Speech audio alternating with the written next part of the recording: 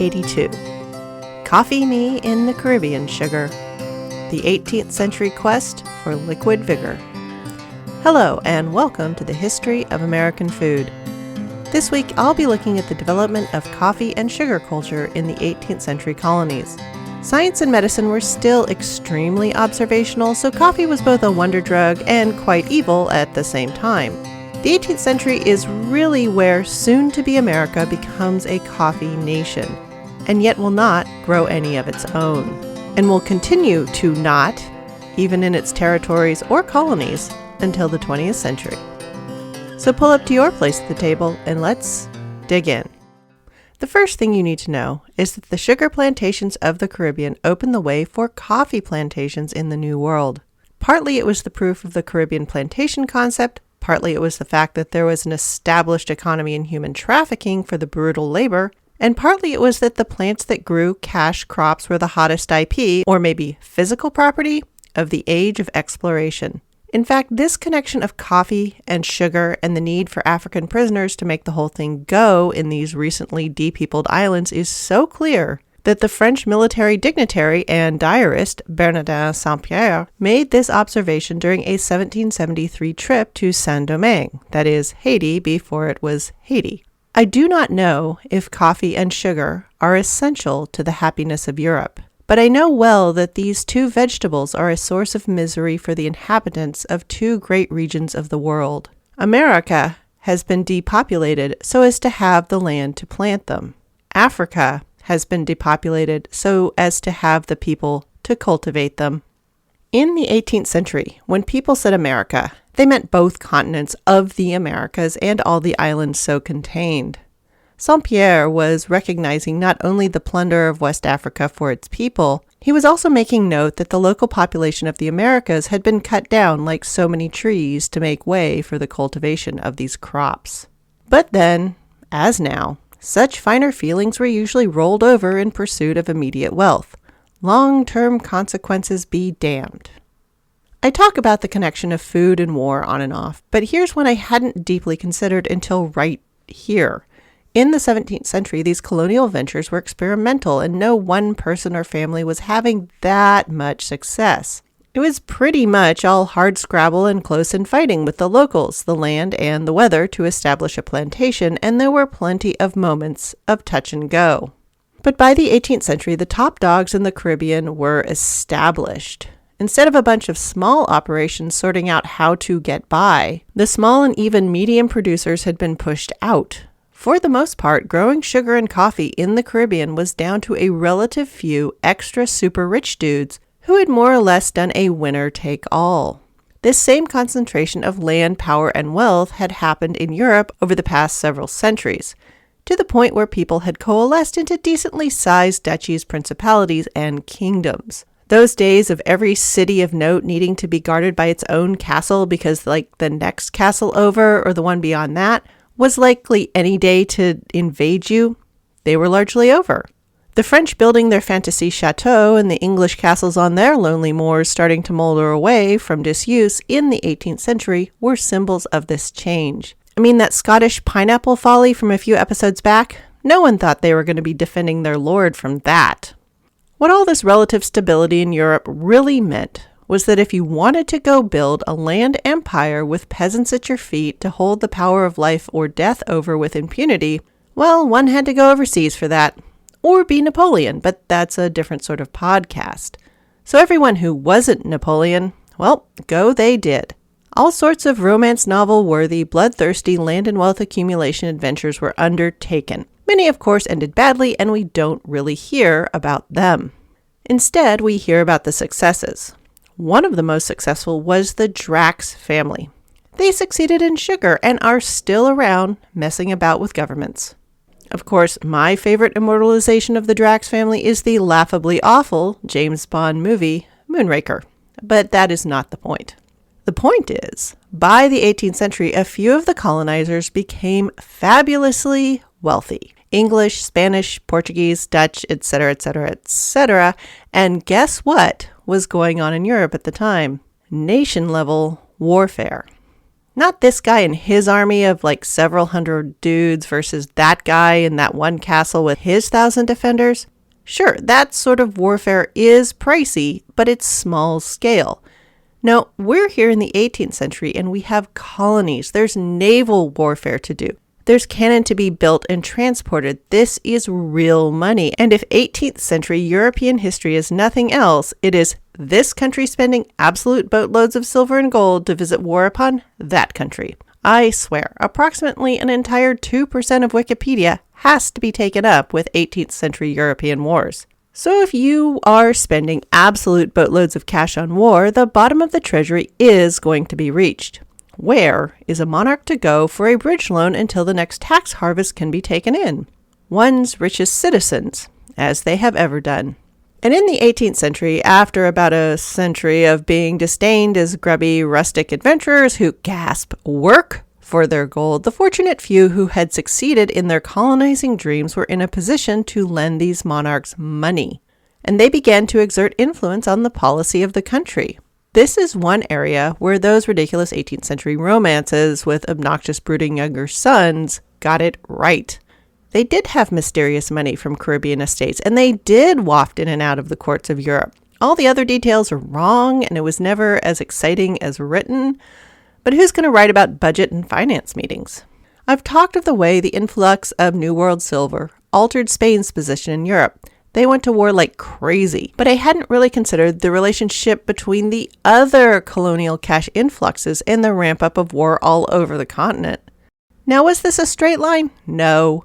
But the money to be made in these coffee and sugar plantations and the associated support activities like human trafficking and alcohol manufacture are new forces guiding policy in each of these global trading countries. They start to eye their neighbors in new ways, and the guys who have the new money to throw around, they are often the ones with the overseas interests. Okay, that's enough for economics and foreign policy. Let's get back to food. I mean, that's what you showed up here for. Back in the 17th century, I did a quick and dirty history of coffee. In the years since then, I have had time to look up more, specifically around coffee in the company of sugar. The timeline? There are no updates, but there are some great details. The earliest consumption of coffee was actually the cherries or that flesh around the seed, and then the cherry and the seed combined. The cherry has been eaten and juiced and made into some sort of wine. I have tasted coffee cherries, and they have a pleasant sweet tart flavor. Somewhere between a cranberry and a raspberry, maybe? The wine-type beverage sounds plausible enough. Besides the cherry wine, the coffee cherry and the seed were also ground together and made into other different sorts of beverages, fermented and otherwise. These were the ways coffee was initially consumed, and in this form remains a fairly local beverage, but with enough interesting effects that it appears in 10th century medical writings. It doesn't appear that the full conversion to goodbye coffee cherry, roast the bean, and make a hot water infusion of the crushed bean thing came into being until the 14th or 15th century. And as with all things, there's always a difference between first surviving written records and first time it was done. But the fact that the early consumption of coffee often included allowing the cherry to ferment makes it easy to see that the fermentation step was already present as the way to release the seed, or as we know it, the bean. For what it's worth, the fermentation of the fruit around the seeds of the cocoa pod to mature or finish the cocoa seeds is a similar operation. In other words, both coffee and chocolate depend on fermentation to start them on their way. Okay, so the separation of the bean happens and the new roasted beverage starts to spread along both sides of the Red Sea. There was already a healthy trade economy in this area, and the stable coffee bean fits right in, especially where spices were present. When coffee really starts to get around in the 17th century, the beans are shipped green. All the tasty stuff about coffee is bound up in these long-chain, very stable molecules. Typical of the stuff that's inside seeds, their whole job is to stay good for at least a whole year, and many of them longer. I mean, this whole trick was something figured out by all the agricultural people. Seeds stay good if you protect them and keep them dry. The good roasty coffee stuff only happens when you heat them up. So at this green stage, the beans cooperatively sit in stasis, and that makes them really good for a shipboard trade. It also means that finishing the processing of the bean at the moment of drinking was regular practice everywhere coffee was drunk. The roasting of the bean and then grinding it before drinking it was part of the ceremony of drinking. Just as the Chinese and other tea cultures had tea rituals, the East Africans had coffee rituals. And the rituals traveled with the bean. Beans were roasted, finely ground, and then combined with hot water, and sometimes spices. East Africa had great access to the spice trade, but not so much sugar.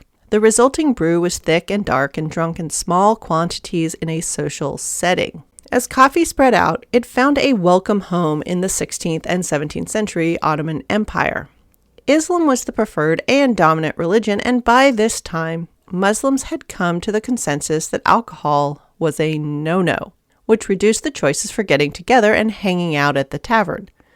Remember, tobacco didn't really start getting around in the world until the second half of the 17th century, and other smokables were still limited in their distribution. So these coffee houses, especially in the area we recognize as Egypt and the Arabian Peninsula, were covered in coffee houses. And it was in the process of spreading to the Central Asian centers of culture as well.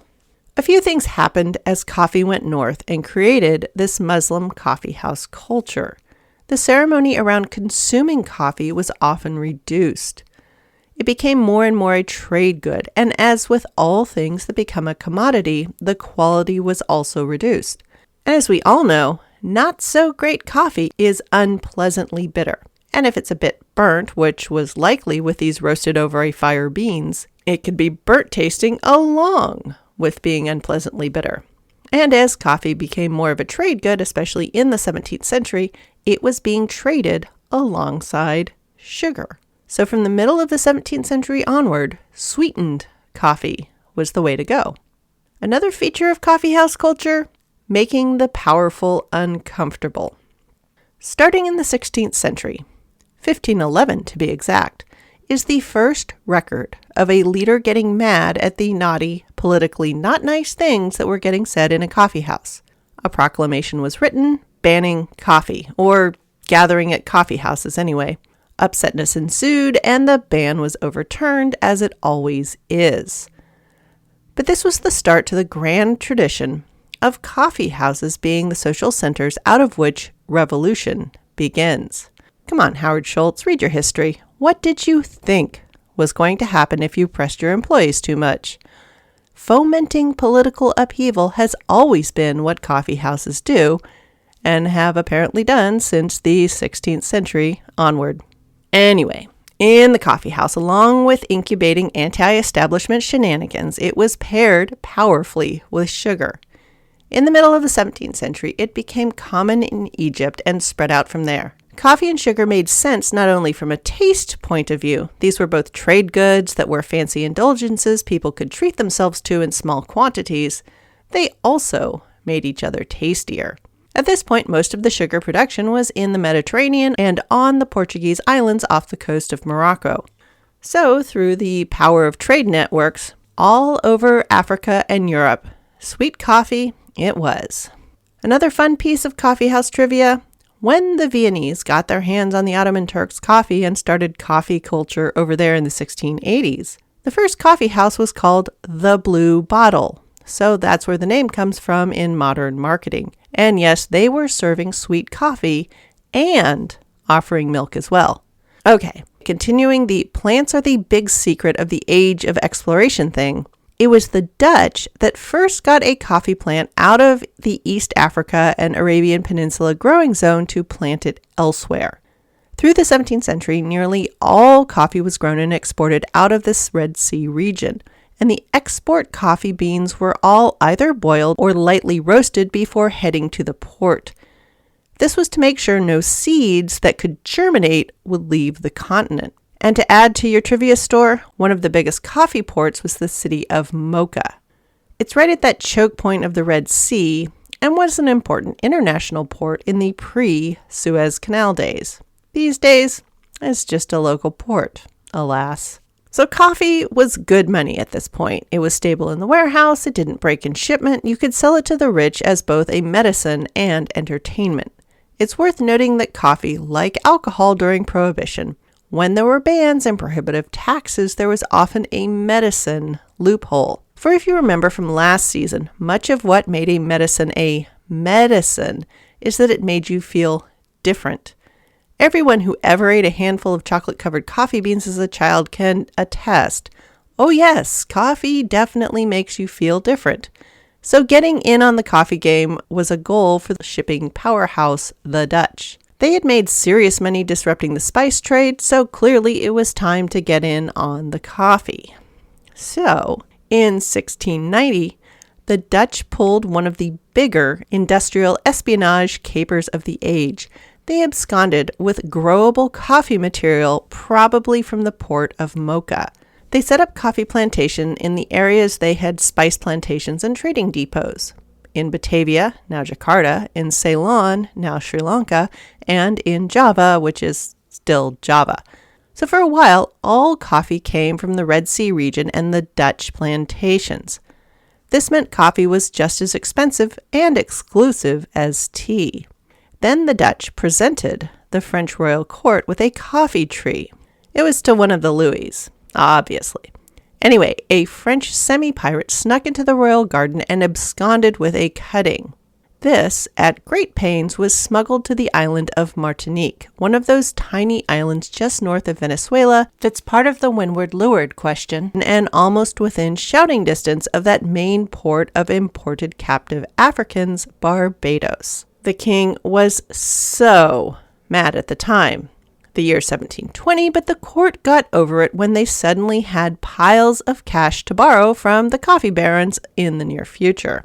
There was lots of money and coffee to be had in the Americas by the end of the 18th century. 2/3 of the world's exported coffee was grown in Saint-Domingue. You'll see the statistic as 2/3 of the world's coffee, but that seems to ignore all the coffee that was staying at home in the Red Sea area and was generally not included in 18th century European coffee records. The fact that it was the French who most actively introduced coffee into the New World meant several things, but 3 of the biggest consequences were: 1, that England went all in on tea, while 2, Europe started to lean more towards coffee, and that in the end, 3, the infant United States, while still big fans of tea, with access to a pretty good amount through smuggling, would lean into coffee because it was local, the Caribbean, while tea was from really, really, really far away. On the coffee or tea question, England could have gone either way, really. Coffee did arrive first, and coffee gained popularity as a non-boozy social drink. But then tea became the royal drink and was larded over with all sorts of ceremony. The coffee houses were made almost exclusively male, unless of course you were the owner, which is like an interesting twist, because women with their frivolous, unserious, and distracting ways were regarded as lowering the tone. So coffee houses were the birth of many a men's club, business establishment, stock exchange, and insurance business, while tea houses, with all their ceremony, became family and ladies' establishments and for leisure. Which is interesting, because England went hard into business with tea and didn't even start growing coffee in their colonies, Jamaica mainly, by the way, until the middle of the 18th century. That in part had to do with Charles II not liking all the egalitarian talk that came out of coffee houses. So in the end, England went into the sugar and tea business, and those became the drinks of home, overtaking small beer for both rich and poor. But at this Northern European remove, it's worth looking at how they consumed coffee. As a rare and expensive item, it was certainly stretched in ways that would cause a modern coffee drinker to look askance. While the immediate fire roasting of green or partly roasted beans was the same, 18th century instructions advise 1 or 2 ounces, dry weight, for a quart of water. That is for 8-ounce, liquid measure, cups. The 1 ounce amount is about what you find in modern bulk weak coffee, while the 2-ounce end is closer to the ratio high quality and home brewers prefer. As you might imagine, people serving coffee for money, they might have skimped on the grounds. So in the end, most Europeans began to regard coffee as an energy or a drug delivery device. Tea was what one did socially for the ceremony of it all. Coffee was more relaxed and taken at breakfast or with friends when talking business. and it was almost always sweetened. And in season, it became common to also add milk. Which brings me to the coffee myth that quite possibly annoys me the most.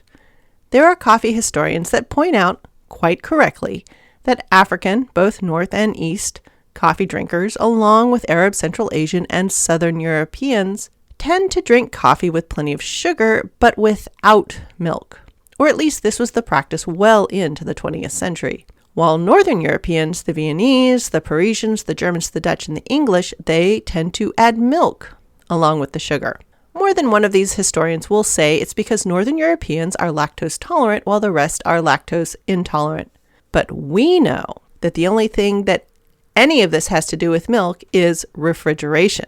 All of these areas that don't add milk to their coffee, they have fermented milk items, yogurt varieties, and cheeses.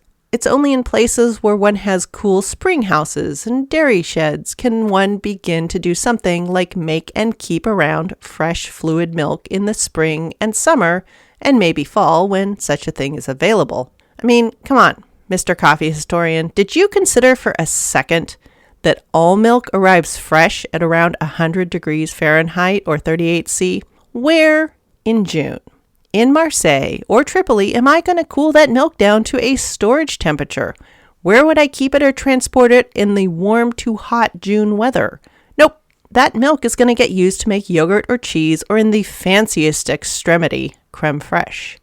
Just leaving out fluid milk, even if it is boiled, is just an invitation for it to go sour and get wasted. So there's some difference in the lactose tolerance between the populations in these two regions, but that has to do with the overall availability of fluid milk in the pre-refrigeration age, not a desire for milk. Okay, I got that off my chest. Moving on. The rest of Europe, partly annoyed at the British work to monopolize tea, also leaned into coffee. France and Holland, the North African ports, Portugal, and soon Spain will all go into business with coffee. And that will become their preferred business drink. And yes, all these European coffee houses will also go on to host all sorts of rebellious talk in the 17th and 18th centuries.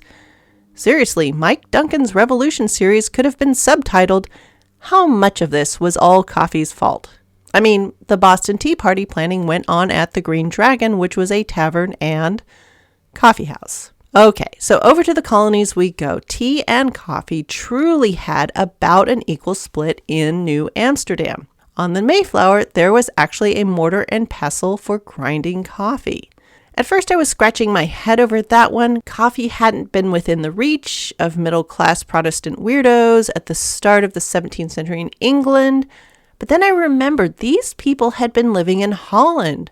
Sure, Leiden had been a den of vice, tempting the children away with all of its cosmopolitan offerings, but as an early-to-rise crowd, those separatists must have seen the advantages of coffee the same way many other religious sects that spend a lot of time in prayer also did. And that adventurer, John Smith, so tied up in the Virginia Project, had his own feelings about coffee. I mean, he had lots of earlier adventures in Turkey as a young man.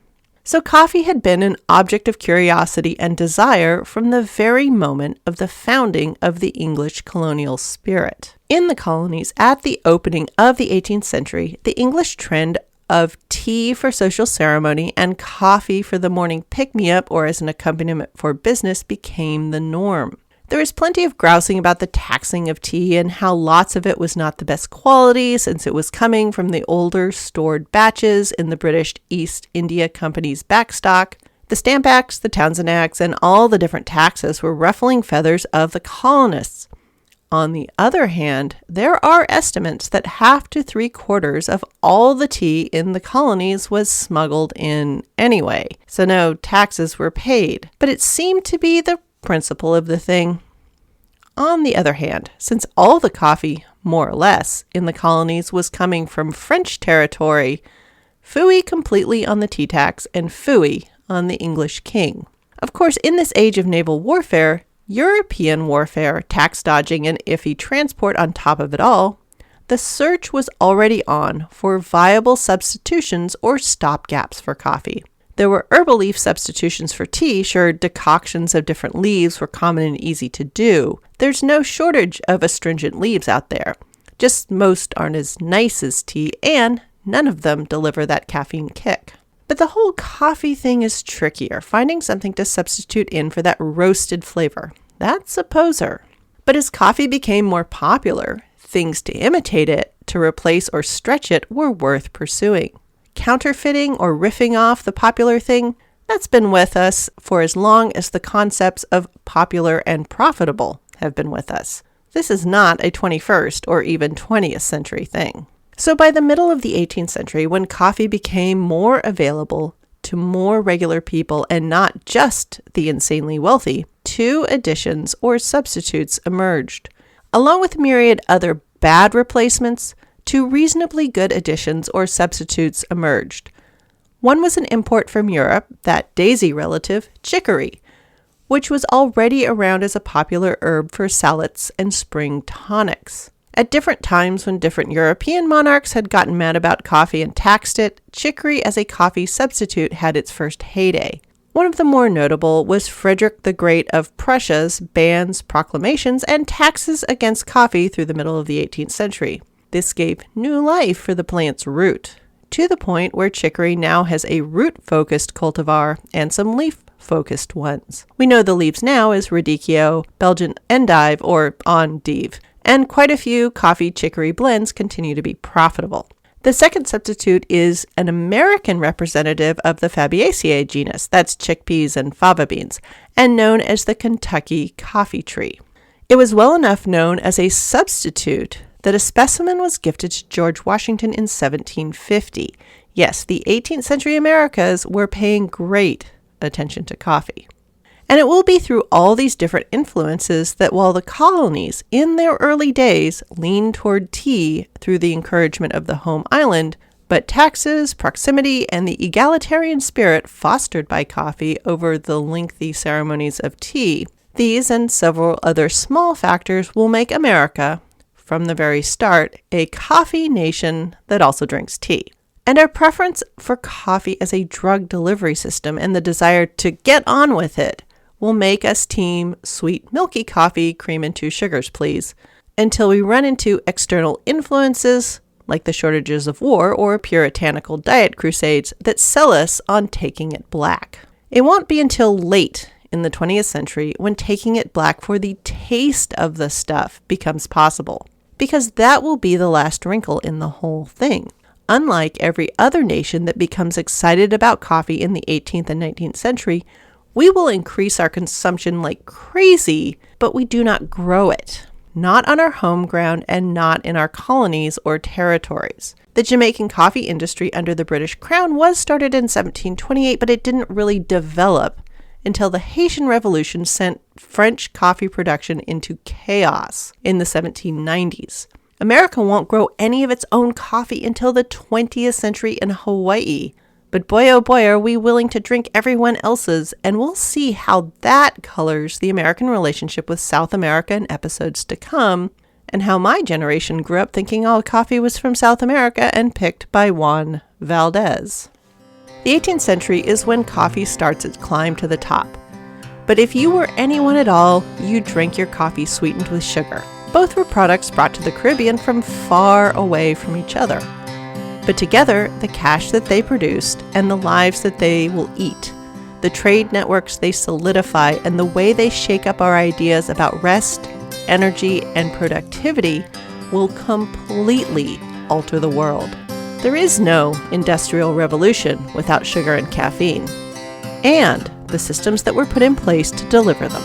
Next week, it's time to go outside and look at the homegrown shooting culture and how it affects the colonial and soon the American relationship with meat. Not only has America always cooked on metal, we've also always had guns for hunting.